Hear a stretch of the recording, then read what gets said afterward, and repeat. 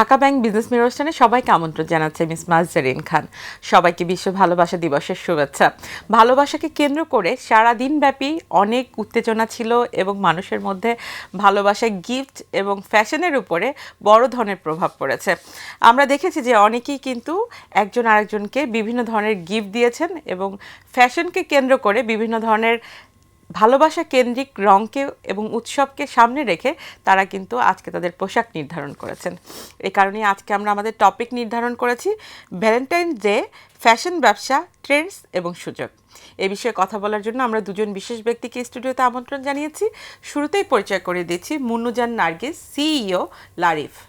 আমরা আমাদেরকে সাথে পেয়েছি ডক্টর মোহাম্মদ আলমগীর আলম, পরিচালক যমুনা গ্রুপ।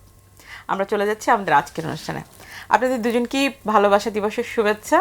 আমরা আসলে আজকে সারাদিন মানুষের মধ্যে অনেক ভালোবাসা কেন্দ্রিক যে আগ্রহ বা এই যে উৎসবকে কেন্দ্র করে তাদের মধ্যে যে ক্রয় বিক্রয়ের মধ্যে যে একটা সম্পর্ক রয়েছে সেটি কিন্তু আমরা দেখেছি। শুরুতেই মুন্নুজান নার্গিস, আপনার কাছে একটু জানতে চাইবো যে এই ভালোবাসা দিবসকে কেন্দ্র করে আপনারা আপনাদের ব্যবসাকে কিভাবে সাজিয়েছেন? আমরা আসলে যারা ফ্যাশন উদ্যোক্তা তারা সব সময় ফেস্টিভকে কেন্দ্র করে কিছু কালেকশন তৈরি করি। এবারও তাই হয়েছে। এবারও ফ্যাশন যেহেতু ভালোবাসা দিবস এবং বসন্ত একসাথে এসেছে, তা আমরা দুটোকে মিলিয়ে আমাদের যে কালেকশন ছিল সেটার নাম ছিল হারমোনি। হারমোনি এই জন্য যে এটা একটা একতা তৈরি করবে মা বাবার সাথে ছেলে মেয়ের, বা বন্ধুর সাথে বন্ধুর, অথবা জেনজিদের সাথে জেনজিদের। এই জন্য আমরা এইবারের কালেকশনকে হারমোনি বলেছি। আমরা দেখেছি যে দেশীয় ঐতিহ্য যখন কিছুটা গ্লোবাল ট্রেন্ডের সাথে মিলিয়ে একটা কালেকশন তৈরি করা হয়, তখন সবাই সেটাকে খুব আগ্রহের সাথে নেয়, ভালোভাবে নেয়। এবং আমরা এবার ভালো সাড়া পেয়েছি ভ্যালেন্টাইন এবং ফাল্গুনের জন্য। ফাল্গুনের তো যেহেতু বসন্তের একটা আমেজ আছে, চারিদিকে ফুল ফুটছে এবং বসন্তের কালারগুলো সবাই ক্যারি করছে, একই সাথে ভ্যালেন্টাইন ডেতে সবাই তার ভালোবাসার মানুষকে উপহার দিচ্ছে। এবং ব্যবসা, আপনি কখন ব্যবসা ক্ষেত্রে সাকসেসফুল বলবেন বা একটা উৎসবকে কমপ্লিমেন্ট করবে কখন? যখন আপনার এই উৎসব ঘিরে নানা আয়োজন দেখতে পাবেন। তো একই সাথে ছুটি এবং ছুটির মাঝে ভ্যালেন্টাইন ডেতে নানা আয়োজন সব জায়গায় ছিল এবং এটা সাকসেসফুলভাবেই সবাই পালন করেছে। আমরা আসলে জানি যে যমুনা গ্রুপ সবসময় এমন কিছু করে যেটি আসলে ইভেন্ট কেন্দ্রিক, উৎসব কেন্দ্রিক, এবং এই যে ফ্যাশন ব্র্যান্ড যারা কাজ করছে তাদেরকে সবসময় অন্যরকম সহযোগিতা দিয়ে ক্রেতাদেরকে টেনে আনার একটা অন্যরকম প্রচেষ্টা থাকে। কি প্রচেষ্টা ছিল এইবারের আয়োজনে? প্রথমত ভ্যালেন্টাইন ডেতে যেহেতু মানুষের মনের রঙের সাথে যমুনা ফিউচার পার্ক সবসময় তাল মিলিয়ে থাকে, ঋতুর রং, আবেগের রং, সব কিছু মিলিয়ে আমাদের যমুনা ফিউচার পার্ক সবসময়ই বিভিন্ন রঙে সাজে। তো ভালোবাসা দিবসে আমরা শপিং মলকে সাজাই, বিভিন্ন আয়োজনগুলো করি, কাপলদের আয়োজন, বিভিন্ন মিউজিক্যাল প্রোগ্রাম আমাদের এখানে সবসময় থাকে অট্রিয়ামগুলোতে। পাশাপাশি আমাদের যে শপিং যারা একটু পিছিয়ে থাকে তাদের জন্য আমরা একটা অট্রিয়ামে মেলার আয়োজন করছি এবার, এবং দেশীয় যে ব্র্যান্ডগুলো সেখানে প্রাধান্য পাচ্ছে, নারী উদ্যোক্তা প্রাধান্য পাচ্ছে ইস্ট কোর্টে।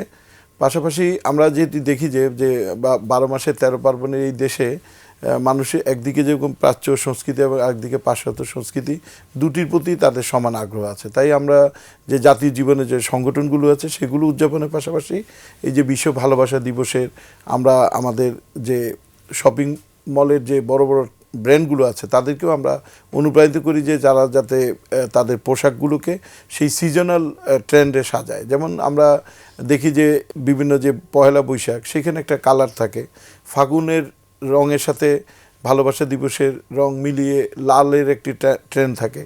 তা ঠিক তেমনিভাবে 21শে ফেব্রুয়ারির দিকে আসলে একটু কালো বা ব্ল্যাকিশ একটা ট্রেন্ড থাকে। আবার পূজা পার্বণের ক্ষেত্রে অন্য একটি কালার, ঈদ উল ফিতরে অন্য একটি কালার। তো সব মিলিয়ে যেহেতু সামনে ঈদ উল ফিতর আসছে, সারা দেশে বছরের সবচেয়ে বড় শপিং যে ফেস্টিভ্যালটা হয়, 70 to 80% টোটাল রিটেল শপিংটা ঈদের সময় হয়। ঈদের এই প্রাক্কালেই এবার বিশ্ব ভালোবাসা দিবস এবং পয়লা ফাগুন। তো সেদিক থেকে এমনিতেই কাঁথা সাধারণ ভিড় আছে। আমি যেটি দেখেছি যে সবার মাঝে এখানে এই ইয়াং জেনারেশনের ভিড় যদিও বেশি ছিল, তাদের মধ্যে এক্সাইটমেন্ট বেশি ছিল, তারপরেও কিন্তু ভালোবাসাটা সার্বজনীন। অনেকেই বাবা মা ভাই বোন পরিবার স্বজন নিয়ে এসেছে, ভিড় করেছে। কারণ আমরা আমাদের প্রত্যেকের মধ্যেই কিন্তু ভালোবাসার বিভিন্ন রকম ফের আছে। আমরা আমাদের বাবাকে বাবার মতো ভালোবাসি, সন্তানকে সন্তানের মতো ভালোবাসি, প্রিয় মানুষকে বা প্রেমিকাকে প্রেমিকার মতো ভালোবাসি। অর্থাৎ প্রতিটা মানুষের মধ্যেই কিন্তু অনেক রকম ভালোবাসা বোধ আছে। সেই বোধগুলো কিন্তু আমরা ভালোবাসা দিবসে ছড়িয়ে দিতে দেখেছি। এটি সবাই এটিকে নিজের মধ্যে রপ্ত করেছে, বড় ধরনের একটা চেঞ্জ নিয়ে আসে। ভালোবাসা এটা তো একটা ইমোশন, এবং এটার সাথে যুক্ত হয়ে আছে বসন্ত। এটা বাঙালির দীর্ঘদিনের বসন্ত উৎসব তারা পালন করে আসে। একটু জানতে চাই যে এই ভালোবাসা লাইফস্টাইল কিভাবে আসলে ফ্যাশন বাজারকে প্রভাবিত করছে। আমরা যদি একটু ইতিহাসের দিকে তাকাই, 90-এর দিকে কিন্তু শুরু হয়েছিল বসন্ত উৎসব, একই সময়ে আবার ভালোবাসা দিবসও। ভালোবাসা দিবস আস্তে আস্তে পরিচিতি পেয়েছে, যেহেতু আমরা এখন ডিজিটাল মিডিয়াতে অনেক বেশি অ্যাক্টিভ, আমাদের সোশ্যাল মিডিয়াগুলো আছে, এর মাধ্যমে আসলে ভালোবাসা দিবসটা এখন আজকে ওয়ার্ল্ড ওয়াইড পালিত হচ্ছে। হ্যাঁ, এটা বাংলাদেশেও তাই। তা আমরা যেটা ফ্যাশন উদ্যোক্তারা যেটা এখানে কীভাবে কাজ করছে, তারা বিভিন্ন কালেকশন করছে এই সময়। যেমন ভাই যেটা বললেন যে নতুন কালেকশন, নতুন ট্রেন্ড আসলে কখন মানুষ আগ্রহ বোধ করে, যখন আপনি একটা নতুন কালেকশন সবার মাঝে দিবেন, এবং সেটা একই সাথে অ্যাট্রাকটিভ হইতে হবে, এবং কালারগুলো সব অ্যাট্রাকটিভ হবে, এবং সিলভেটের ভ্যারিয়েশন থাকতে হবে। কারণ আমরা যেটা দেখেছি যে একই হলুদ শাড়ি একই প্রত্যেক সিজনে পরবে তা কিন্তু না। বসন্তে হলুদ শাড়ি, ভ্যালেন্টাইনে রেড, এখন কালারেরও চেঞ্জ আসছে, গ্রিন এসছে। যেমন আমি একটু আগে যেটা বললাম যে আপনিও বোধহয় বলেছেন যে সাস্টেনেবিলিটির দিকে ফ্যাশন সচেতনরা একটু একটু করে সচেতন হচ্ছে, এবং সেই জন্য তারা কিছু কালার বেছে নিচ্ছে ইনার পিসকে বোঝাতে, পজিটিভিটি বোঝাতে, যেটা সবুজ রং। সবুজ রংটা কিন্তু অনেক করে, সতেজ করে সবাইকে। হ্যাঁ, এইরকমভাবে ওয়ার্ল্ডের ট্রেন্ডটাকে আমরা যেটা বিশ্লেষণ করি, সেটাকে একই সাথে আমাদের দেশের ঐতিহ্যের সাথে মিলিয়ে একটা কালেকশন তৈরি করা হচ্ছে। সব হাউসগুলো তখন বিভিন্ন রঙে সাজাচ্ছে, তাদের বিভিন্ন থিম থেকে কাজ করে, এবং আমাদের যে কাস্টমাররা আছে তারা তখন একটা উৎসবে, মুখরিত উৎসবে পদচারণায় ব্যস্ত হয়ে যায়, কোন হাউস থেকে কোন প্রোডাক্টটা নিবে। তারপরে দেখেন আমরা এই যে সময়গুলো যাচ্ছে, আমরা দেখি যে বিভিন্ন মেলার আয়োজন হচ্ছে, কোথাও পৌষ মেলা হয়েছে, কোথাও বসন্ত উৎসব হচ্ছে, কোথাও ভ্যালেন্টাইনের জন্য ফেয়ার হচ্ছে। লোকজন সেখানে যাওয়ার জন্যও কিন্তু বিভিন্নভাবে সাজছে, এবং সেই সাজটা তারা তাদের আত্মপ্রকাশ ঘটাচ্ছে সোশ্যাল মিডিয়াতে। কিন্তু আমরা দেখি যে এই আন্তর্জাতিক কালার বা ট্রেন্ডটা এক বছর আগেই কিন্তু ফিক্সড হয়ে যায় যে আগামী বছর কি কালার বা কি ট্রেন্ডের মধ্যে দিয়ে যাবে। তো আপনাদেরও তো এই উৎসব কেন্দ্রিক অর্থনীতির কার্যক্রমটা এক বছর আগ থেকেই শুরু হতে থাকে, সেটিকেই আসলে এই উৎসবে এসে রূপ পায়। তো এই অর্থনৈতিক যাত্রাতে আপনারা আসলে কিভাবে লাভবান হচ্ছেন, এবং ক্রেতাকে আসলে কি কি ফ্যাসিলিটি দিয়ে লাভবান করছেন? আপনি একদম ঠিক বলেছেন যে আমরা যে কালেকশনটা করি সেটা এক বছর আগে থেকেই ট্রেন্ডটাকে বিশ্লেষণ করা হয়, কাপড় কেনা হয়, তারপর সেটা ওয়ার্কম্যানশিপে যায়, সেটাকে তৈরি করা হয়, একদম স্টেপ বাই স্টেপ কাজগুলো শুরু হয়ে যায়। এবং এই যে ইনভেস্টমেন্টটা যেটা আমরা এক বছর আগে করি, সেটার ফলটা পাওয়া যাচ্ছে উৎসবের সময়। তো আমরা যেটা বলি যে যারা রিটেলে আছে তাদের টাকাটা বা ইনভেস্টমেন্টটা থাকছে হ্যাঙ্গারে, যতক্ষণ পড়তো না যেটা কাস্টমারের হাতে যাচ্ছে। তো এই এক বছর ধরেই যে আমাদের প্ল্যানিং, আমরা এই ট্রেন্ড থেকে শুরু করে সব কিছুর প্রকাশটা যেটা ঘটাচ্ছি ফেস্টিভ্যালের মাধ্যমে, ঈদের মাধ্যমে। পুরো এক বছরের টাকাটা উঠে আসতে আসলে একটা দিন চলে যায় যে কিভাবে আসলে এই ফান্ডটা তুলে আসবে। আমি এই বিষয়ে আরো শুনবো। আমি একটু আপনার কাছে জানতে চাই যে আপনারা তো মানে রিটেইলে অনেক ফ্যাসিলিটি দিচ্ছেন, এবং দেশীয় উদ্যোক্তাদের বেড়ে ওঠার ক্ষেত্রে যমুনা ফিউচার পার্ক একটি অন্যতম ভূমিকা পালন করছে, যেখানে আন্তর্জাতিক বাজারেও তাদেরকে নিয়ে যাওয়ার জন্য অনেককে আপনারা ফ্যাসিলিটেট করছেন। আপনার কাছে একটু জানতে চাই যে এই উৎসব কেন্দ্রিক অর্থনীতিটা কত বড়, এবং সেখানে দেশীয় পণ্যদেরকে আপনারা কি কি সুবিধা দিচ্ছেন? যমুনা ফিউচার পার্কের যে গেট আছে, গেটে যদি আপনি কিছুক্ষণ দাঁড়ান আর যারা শপিং করে বেরোচ্ছে তাদের ব্যাগের দিকে যদি তাকান, তাহলে দেখবেন বাংলাদেশের অর্থনীতি, স্বাস্থ্য এবং মানুষের ফ্যাশন ট্রেন্ড। তো আমরা প্রায় সময়ই আমাদের গেটে সার্ভে করি, এবং আমরা কাউন্টিং করি কত মানুষ ঢুকছে, কত বেরোচ্ছে, তারা কোন ব্র্যান্ডের কোন পণ্য নিচ্ছে। তো যমুনা ফিউচার পার্কে বিদেশি এবং দেশি ব্র্যান্ডগুলোর একটি ইন্টারন্যাশনাল এবং লোকাল ব্র্যান্ডের প্ল্যাটফর্ম। এই প্ল্যাটফর্মে দেখা যায় মানুষ সাধ্যের সমন্বয় ঘটিয়ে তাদের পণ্যগুলো নেয়।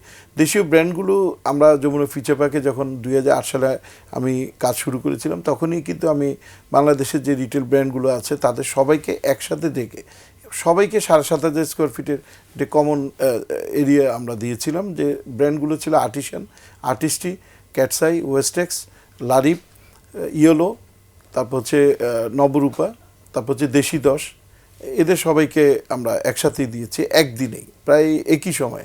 ইনফিনিটি লুবনানো ছিল, এরকম আরও কয়েকটি, তারপর তানজিম ভাইয়ের এক্সটেসিও ছিল। তো সব মিলিয়ে প্রায় সকল দেশি ব্র্যান্ড একসাথে যমুনা ফিউচার স্পেস নিয়েছিল। আমরা যে দেখেছি মানুষের যে লোকাল পারচেজ বা রিটেল পারচেজ, সেটি কিন্তু লোকাল ট্রেন্ডের উপরই চলে। ওয়েস্টার্ন ফ্যাশন সবাই কিন্তু অ্যাডপ্ট করে না, খুব লিমিটেড স্কেলে তারা অ্যাডপ্ট করে এবং লিমিটেড টাইমের জন্য। অর্থাৎ আমার যে বাংলাদেশের ষড়ঋতুর বাংলাদেশ, 12 মাসে 13 পার্বণের বাংলাদেশ, বাংলাদেশের যে ঋতুর রং, সেই ঋতুর রঙের সাথে যে মিলাতে পারবে সেই কিন্তু এটিকে সে বিজনেস সাকসেস পাবে। কারণ আমার দেশের মানুষের কমন ট্রেন্ড হচ্ছে কি, কোনো সময় তারা সালোয়ার কামিজ পরছে, কোনো সময় তারা মেয়েরা শাড়ি পরছে, পুরুষদের কমন পোশাক শার্ট, প্যান্ট, পাঞ্জাবি। তো আমাদের যে দেশীয় কালচার, সেই দেশীয় কালচার কিন্তু আবহমান কাল ধরে যুগ যুগ ধরে আসছে এবং এটাতে অস্বাভাবিক কোনো চেঞ্জ না। আমার ছেলেকে অনেক চেষ্টা করেও আমি তাকে ছেঁড়া জিন্সের প্যান্ট পরতে দিই না, আমার কাছে এটা ভালো লাগে না। কারণ শরীর নিজে থেকে কেটে জিন্সের প্যান্ট ছিদ্র করে আমাকে পরতে হবে কেন? আমার আস্ত প্যান্টই তো ভালো ছিল। আমরা শুনবো, আর আমরা একটা বিরতিতে যাই, বিরতির পর আবারও ফিরছি। দর্শক, আমরা একটা বিরতিতে যাচ্ছি, বিরতির পর আবারও ফিরছি ঢাকা ব্যাংক বিজনেস মেলা অনুষ্ঠান। বিরতির পর আবারও আমন্ত্রণ ঢাকা ব্যাংক বিজনেস মিরর অনুষ্ঠানে। যেভাবে আসলে বলছিলেন, আমরা আসলে দেখি যে আন্তর্জাতিক বাজারে যে ব্র্যান্ডগুলো খুব ভালোভাবে টিকে আছে, তার পিছনে তাদের দেশীয় অর্গানাইজেশনগুলোকে সহযোগিতা করার একটা বড় মনোযোগ ছিল এবং যার কারণে তারা কিন্তু আস্তে আস্তে বেড়ে উঠতে পারছে। কিন্তু বাংলাদেশে দেশীয় উদ্যোক্তারা নিজের দেশেই খুব ভালোভাবে বেড়ে উঠতে পারে না, যেটি আপনার সাথে কথা হচ্ছিল। নানান রকম প্রতিবন্ধকতা ফেস করে তাদেরকে যেতে হয়। তারপরে আবার আন্তর্জাতিক বাজারে ক্রেতাদের মন অনুযায়ী, তাদেরকে ট্রেন্ড অনুযায়ী পেমেন্ট সিস্টেমটা ওভাবে করা বা খুব সহজলভ্য করা, এটি খুব কঠিন। একটু কি বলবেন আসলে কি কি প্রতিবন্ধকতার মধ্য দিয়ে আপনারা যাচ্ছেন? আসলে আমরা যেটা ভাবি যে দেশীয় উদ্যোক্তাদেরকে গভর্নমেন্ট থেকে সাবসিডি দিবে বা সহযোগিতা করবে যাতে তারা বেড়ে উঠতে পারে। কারণ আসলে নানা ধরনের কম্পিটিশন তো মার্কেটে আছে। তা আমাদের কাছে মনে হয় যে আসলে প্রক্রিয়া সহজত হলে আমাদের জন্য সুবিধা। যেমন আমরা একটা ট্রেড লাইসেন্স নেই, ট্রেড লাইসেন্স মোটামুটি ইজি আছে, কিন্তু তারপরে বেশ কিছু রেগুলেশন ইয়ারলি আমাদের উপরে দেওয়া হয়। ভ্যাট ট্যাক্স তো আছে, ভ্যাট ট্যাক্স তো প্রোডাক্টের সাথেই আছে, তার সাথে আমাদেরকে বিএসটিআই থেকে বিভিন্ন রেগুলেশন, বিএসটিআই লাইসেন্স নিতে হবে, এটা ইয়ারলি প্রত্যেক বছর। বিএসটিআইয়ের জন্য প্রোডাক্ট ওয়াইজ, এটা বিএসটিআই কিন্তু ফেব্রিকের জন্য, আমি ফিনিশ গুড করছি, আমি করছি প্রোডাক্ট, কিন্তু এই ব্র্যান্ডের বিএসটিআই লাইসেন্স ফি ব্র্যান্ডকে দিতে হচ্ছে। যদি র মেটেরিয়াল লাইসেন্স হয়, যে র মেটেরিয়াল যেখান থেকে পারচেস করবো সে দিবে, বাট কেন আমরা দিচ্ছি, দিতে পারি যদি একটা সহজ নিয়ম থাকে। হ্যাঁ, এটার এতখানি দিবে, সে অনলাইনে যে একটা সাবমিশন করবে এরকম। তারপর বিভিন্ন ব্র্যান্ড আমরা যখন ব্র্যান্ডিং করি, branding option city corporate tax, এখানেও অনেক ধরনের ট্যাক্স যেটা আমরা বুঝিও না যে এখানে এই ট্যাক্সগুলো ইমপ্লাই হচ্ছে। বা বাইরের ব্র্যান্ডিংয়ের জন্য, ইভেন দোকানের ভিতরে যে ব্র্যান্ডিং হবে সেটার জন্য সিটি কর্পোরেট ট্যাক্স দিতে হচ্ছে। তো এই সিস্টেমগুলো আমরা যেটা ফিল করি যে একটা সহজ নিয়ম থাকুক, যেটা অনলাইনে প্রকাশিত থাকবে যে তোমার এই জন্য এইভাবে ট্যাক্স দিতে হবে, আমরা সেটাকে হিসাব করে সেভাবে আমরা আগাবো এবং এটা আমি ডিজিটাল অনলাইনে আমি এই ট্যাক্সগুলো দিয়ে দিব। এটার জন্য আমার দীর্ঘদিন আমাকে এসে ফাইন করবে, এই করবে, এগুলো যাতে এই হ্যাসেলগুলো যাতে না ডিজিটাল হয়েছে। হ্যাঁ, ইনকাম ট্যাক্সটা হয়েছে। হ্যাঁ, সো এই ব্যাপারগুলো যদি অনেক সহজাত হয়, সহজীকরণ করা হয়, তাহলে বিভিন্ন ধরনের উদ্যোক্তারা আরও এগিয়ে যাবে। বাঙালি কিন্তু প্রতিভাবান এবং সবাই ভাবে আমি নিজের উদ্যোক্তা হব, নিজে একটা ফ্যাক্টরি দিব। হ্যাঁ, এটা যখন আমি এখন ভাবি যে এত ধরনের কম্পিটিশনের মাধ্যমে আমাদের যেতে হয়, তারপরে এত রেগুলেশনস, তখন কিন্তু অনেকেই পিছিয়ে পড়বে যে না আমি এগুলি করবো না, একটা চাকরি করি, আর্ন করবো, মাস শেষে আমার এত স্যালারি থাকবে, আমি লাইফটা ইজি থাকবো। এটা কিন্তু আমাদের ক্ষেত্রে হচ্ছে না ইজি। তারপর দেশের বাইরে যাওয়ার জন্য তো আরও অনেক ধরনের প্রতিবন্ধকতা আছে। যেমন ধরেন আমাকে বিদেশে একটা কার্ড লাগবে, যেটা ডলারের কার্ড, ডলারের একটা মিনিমাম আছে, একজন বাঙালি বছরে এত ডলার, ওই ডলারে আপনি খরচই করতে পারবেন, আপনি ইনভেস্ট করবেন কিভাবে। তো এইসব মিলিয়ে আরও আমার কাছে মনে হয় সিস্টেমটাকে সহজীকরণ করতে হবে একজন উদ্যোক্তাকে সাহায্য করতে হবে, তার কি কি প্রয়োজন সেই প্রয়োজনকে বুঝে সব অনলাইনে সিস্টেম করে দিলে আমরা নিজেরা অনেক উদ্যোক্তা পাবো। আপনি তো শুনছিলেন যে ওনাদের সমস্যাগুলো, এবং বিশেষ করে এই যে আন্তর্জাতিক ব্র্যান্ডগুলো যেগুলো রয়েছে, বাংলাদেশের টপ যে লোকাল 10 বা 20 যে ব্র্যান্ড রয়েছে তারা তো অনেক প্রতিবন্ধকতার মধ্যে দিয়ে যাচ্ছে, এবং তারা যখন আপনার ওখানে একটা শোরুমে ভাড়া নিতে যাচ্ছে সেটাও কিন্তু অনেক কস্টলি, এবং এই প্রোডাকশন কস্টের সাথে যখন এই অ্যাডিশনাল কস্টগুলো অ্যাড হয়ে যায় তখন কিন্তু ক্রেতার উপরে গিয়ে একটা চাপ পড়ে, এবং তার সাথে আবার ভ্যাট যোগ হচ্ছে, ট্যাক্সের ফান্ড যোগ হচ্ছে। তো সব শেষে গিয়ে যেই লাইফস্টাইলের যে প্রোডাক্টটা সে পারচেস করছে তাই কিন্তু একটা হাই অ্যামাউন্ট দিয়ে পারচেস করতে হচ্ছে। তো এই প্রোডাকশন কস্ট প্লাস আলাদা আনুষঙ্গিক যে কস্টগুলো, এগুলো কমানোর জন্য কি সরকারের কি ধরনের নীতি সহায়তা দিতে পারে বলে আপনি মনে করছেন? যে কোনো শিল্প ইন্ডাস্ট্রিতে কিন্তু বিভিন্ন ক্যাটাগরি আছে, বৃহৎ শিল্প, ক্ষুদ্র শিল্প, মাঝারি শিল্প, কিন্তু রিটেল ইন্ডাস্ট্রিতে এই ক্যাটাগরিটা নাই। যেমন আমাদের এখানে প্রচুর আমরা উইয়ের মতো সংগঠনগুলো মাধ্যমে নারী উদ্যোক্তাদের মেলা করি, তারা কিন্তু একেবারে প্রান্তিক জনগোষ্ঠী এবং তারা বিভিন্ন প্রান্ত থেকে নারীদের নিয়ে আসে, তারা হাতে তৈরি কাপড়, হাতে তৈরি বিভিন্ন কারুকাজ যেগুলো তারা প্রোডাক্ট ডিসপ্লে করে এবং বিক্রি করে, এবং আমরা দেখেছি তারা কিন্তু কোনো ভ্যাট ট্যাক্সের আওতায় নাই, কিন্তু তারা অসংগঠিত। তো আমি যেটি মনে করি সরকার যদি রিটেল ইন্ডাস্ট্রিতে যারা অর্গানাইজড, যেমন আমাদের হোলসেল ক্লাব আছে, এটি অনেকটা গোছানো, এরকম যে শপিং প্লেসেসগুলো আছে এইগুলোর জন্য একটা নীতিমালা, আর যারা একেবারে দেশি ব্র্যান্ড বাংলাদেশের ঐতিহ্য কালচারকে ধারণ করে তারা তাদের প্রোডাক্ট শোকেস করছে, এবং তাদের জন্য কিছু সাবসিডি দিয়ে তারা যাতে বাংলাদেশে টিকে থাকতে পারে। আমরা রিসেন্টলি যেমন দেখছি যে ভারত থেকে বা বিভিন্ন দেশ থেকে সুতা আমদানিতে অনেক সস্তায় সুতা আসার কারণে দেশের সকল সুতার কলগুলো আমাদেরটা সহ সবগুলো বন্ধ হয়ে যাচ্ছে। আবার যখন সরকার সেটাকে ট্যাক্স রিভিউ করতে যাচ্ছে তখন আমদানিকারকরা আবার অনেক সমস্যা তৈরি করছে। তো দেশীয় শিল্প রক্ষা করতে হবে, এটার জন্য প্রোটেকশন দিতে হবে। আমাদের দেশে যে ইন্ডাস্ট্রিগুলো তৈরি হচ্ছে সেগুলোকে যদি ইনকারেজ না করা হয় এবং সেগুলোকে যদি বিদেশি ব্র্যান্ড বা বিদেশি পণ্যের সাথে একইভাবে কম্পিটিশন দাঁড় করা হয় তাহলে কিন্তু আমরা পিছিয়ে যাব। এমনিতে আমাদের দেশ যেহেতু রপ্তানিকারক, পোশাক শিল্পের সারা পৃথিবীতে অন্যতম বৃহৎ, যার কারণে আমাদের একটা বিশাল কোয়ান্টিটির প্রোডাক্ট স্টক লট থেকে যায়, কারণ আমাদের গার্মেন্টস মালিকরা প্রোডাকশন করার সময় অনেক বেশি প্রোডাকশন করে যাতে করে কিছু ত্রুটিপূর্ণ কোনো পণ্য থাকলে সেগুলো থেকে যায়। পাশাপাশি অনেকগুলো শিপমেন্ট ক্যান্সেল হয় দিলের কারণে, শ্রমিক অসন্তোষের কারণে। এখানে নীতি সহায়তা যেটাই সেটি হচ্ছে যে ট্যাক্সেশনের অব্যাহতি, যেমন ভ্যাটের পার্সেন্টেজ আগে যেটি ছিল রিসেন্টলি অনেক বাড়িয়েছে, এবং এই ক্ষেত্রে দেশি যে প্রোডাক্টগুলো সেগুলোকে ভ্যাটের হার কমাতে হবে। ইনকাম ট্যাক্সের ক্ষেত্রে মাঝে মাঝে দেখি যে ভ্যাটের সব কিছু ক্রোক করে নিয়ে যাচ্ছে কম্পিউটার সফটওয়্যার সহ, তাহলে এই যে ভ্যাটটা যে কেউ দিতে অনুৎসাহিত কেন? কারণ অস্বাভাবিক বেশি হার এবং বিভিন্ন লেভেলে ভ্যাট আছে, সেগুলোকে অ্যাডজাস্টমেন্টের সুযোগ নাই। আপনার প্রোডাকশন যখন ফ্যাক্টরি থেকে এখানে আসে এবং ভ্যাটে আপনি সুবিধা চাচ্ছেন, একটু আপনার কাছে জানতে চাই যে এই যে একটা আপনার বুটিক থেকে ব্র্যান্ড পর্যায়ে নিয়ে যাওয়া এবং সেখান থেকে তো নিশ্চয়ই অনেক ধরনের অ্যাডভার্টাইজিং, প্রচারণা এবং বিভিন্ন অ্যাক্টিভিটিসের প্রয়োজন পড়ে, কিন্তু এই প্রচারণার খরচটা কিন্তু অনেক বেশি। তো দিন শেষে ইয়ারলি যে চার্জেসটা অ্যাড হয় সেটি গিয়ে কিন্তু প্রোডাক্টের উপরে হিট করে। তো আপনারা কি এই নিয়ে কোনো করেছেন যে কিভাবে আসলে দেশীয় পণ্যের প্রচারণা বাড়ানোর জন্য দেশীয় যে মাধ্যমগুলো আছে তারা সহযোগিতা করতে পারে? অবশ্যই পারে, এটা খুব ভালো উদ্যোগ হবে। আমরা আসলে এভাবে কখনো যাইনি যে আমরা সবাই মিলে যে আমাদের ঈদের সময় শুধু দেশীয় ব্র্যান্ডগুলোকে কিছু সময় করে দেওয়া যে আমাদের অ্যাড দেওয়া হবে। অ্যাডের চার্জ হিউজ, এখন অ্যাড কম্পিটিশন করে চার্জ, কারণ আমরা যখন বিভিন্ন পত্রিকাতে দিই অ্যাড, ওই স্লটটাকে কিনতে হচ্ছে, তাও অকশনে, তাহলে চার্জ কত বেড়ে যাচ্ছে। এখন কম্পিটিশনটা এমন পর্যায়ে যে আমার প্রতি স্টেপে চিন্তা করছে যে এই কস্টটাকে আমি অ্যাডজাস্ট করব কোথায়। হ্যাঁ, আপনার ইলেকট্রিসিটি থেকে শুরু করে রেন্ট থেকে শুরু সব কিছু তো বেশি, তাই না? এবং কোথাও সাবসিডি দেওয়ার কোনো অপশন আমাদের নাই। গ্যাসের প্রবলেম তৈরি হয়েছে, আমাকে সিলিন্ডার গ্যাস কিনতে হচ্ছে, মানে প্রত্যেকটা স্টেপে অ্যাড হচ্ছে, কিন্তু আমি কোথাও সাবসিডি পাচ্ছি না।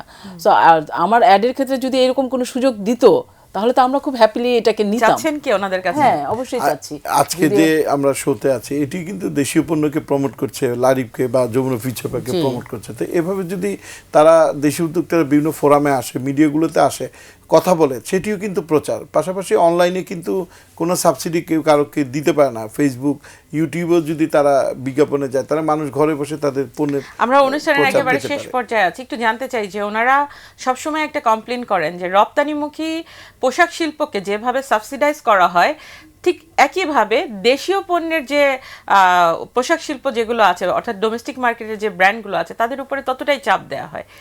এটি আসলে কিভাবে সরকার সহযোগিতা করতে পারে? আমি যেটি দৃঢ়ভাবে বিশ্বাস করি যে আমরা যেভাবে বিদেশি ব্র্যান্ডগুলোর দর্জি হিসেবে কাজ করছি, পাশাপাশি আমাদের দেশে যে ব্র্যান্ডগুলো আছে সেই ব্র্যান্ডগুলোকে বিদেশে শোকেস করা উচিত। আমরা যেরকম আমাদের পণ্য বিদেশিদের জন্য তৈরি করছি, আমাদের দেশি পণ্য সেখানে যাওয়া উচিত। আমাদের দেশের অনেক প্রোডাক্ট আছে যেগুলো কিন্তু সারা পৃথিবীতে আমরা শোকেস করতে পারি, এবং সেটার জন্য আমাদের মিশনগুলোকে উদ্যোগী নিতে হবে। আমাদের যে মিশনগুলোর ট্রেড ডিপার্টমেন্ট আছে, সেই ট্রেড ডিপার্টমেন্ট যদি এ ধরনের তাদের অ্যাম্বাসিতে যদি বাণিজ্য মেলা করে, পাশাপাশি তারা বিভিন্ন শপিং মল এবং শপিং প্লেসেসগুলোতে নেগোসিয়েশন করে বিভিন্ন স্পেস দেয়, তাহলে আমাদের ব্রেনগুলো বিশ্বময় ছড়িয়ে দিতে পারে এবং সেটি বৈশ্বিক হতে পারে। এখন এটি লোকাল, এটি যদি বৈশ্বিক হয় তাহলে তাদের টার্নওভার বাড়বে, প্রাইস বাড়বে, তাদের প্রফিটই বাড়বে, এবং এটি বাংলাদেশকে নিজস্ব একটি ব্র্যান্ডিং পজিশনে নিয়ে যাবে। জি, উদ্যোক্তাদের সেই সাপোর্ট দেওয়ার জন্য আসলে একটু আপনার কাছে জানতে চাই যে কিভাবে বা কোন জায়গায় আপনাদের ফ্যাসিলিটি দিলে আপনারা নিজেদের ব্র্যান্ডটাকে আন্তর্জাতিক অঙ্গনে আরো অনেক দূর নিয়ে যেতে পারেন। এবং উৎসব শুধু একটা দুটো না, আমরা কিন্তু বাঙালি জাতি প্রতিদিনই আমাদের উৎসব থাকে, এবং এই উৎসবগুলোকে ফোকাস করে উৎসব কেন্দ্রিক আসলে আমরা যদি অর্থনীতিকে চিন্তা করি সেটিকে আরো সামনের দিকে কিভাবে নিতে পারবো? আমরা নিজেরা বেশ কিছু ব্র্যান্ড, যেমন ভাইয়া বললো, বেশ কিছু ব্র্যান্ডই নিজেরা চেষ্টা করে বৈশ্বিক মার্কেটে যাচ্ছে। তারা কিভাবে চেষ্টা করছে? তারা বাইরে একটা শোরুম নিচ্ছে, সবই কম্পিটিশনের মাধ্যমে, তারপরে অনলাইনে সেল করছে। অনেক জায়গায় দেখবেন ইউএসএ, কানাডা, তারপর ইউকে এবং অস্ট্রেলিয়াতে বাংলাদেশি ড্রেস বিভিন্ন ফেস্টিভ্যালে প্রচুর যাচ্ছে। কিন্তু আমাদের একটা প্ল্যাটফর্ম দরকার যেখানে আমাদের এই প্রোডাক্টগুলোকে শোকেসিং করবে। হ্যাঁ, যেখানে যেমন ভাইয়া বলে যে অলট্রেড কিছু ফেয়ার হয়, সেই ফেয়ারগুলোতে এইগুলো শোকেস করবে এবং এটার প্রাইস নিয়ে কথা বলবে, এটা বাইরে নিয়ে যাবে, প্রোডাকশন করবে এবং বিভিন্ন জায়গায় এটাকে শোকেস। আর আমাদের প্রোডাক্ট কিন্তু ভালো, যেমন আমরা এক্সপোর্টে ভালো প্রোডাক্ট বানিয়ে দিতে পারি, এক ডিজাইন লেভেলেও আমাদের প্রোডাক্ট বিশ্ব মার্কেটে কাঁপাতে পারে। আমরা অনুষ্ঠান শেষ করব। আসলে এই উৎসবকে কেন্দ্র করে সাধারণ ক্রেতা যারা আজকে দেখছে তাদের জন্য কি ফ্যাসিলিটি দিবেন আগামীতে? আপনাদের পছন্দের কেনাকাটা হোক দেশীয় পণ্য, এবং এই যে দেশের মানুষের ঘামে যে পোশাকটি তৈরি হয়েছে সেটি যখন আপনারা কিনবেন, আপনারা কিন্তু তাদের জীবন জীবিকার ক্ষেত্রে একটি সুন্দর সংস্থানের ব্যবস্থা করছেন। তাই আপনাদের ঈদের পছন্দ যাতে দেশি পণ্য হয় সেটি আমি প্রত্যাশা করি এবং অনুরোধ করছি। ক্রেতাদের জন্য কিছু বলবেন? ধন্যবাদ, আলমগীর ভাই তো বলেই দিয়েছেন।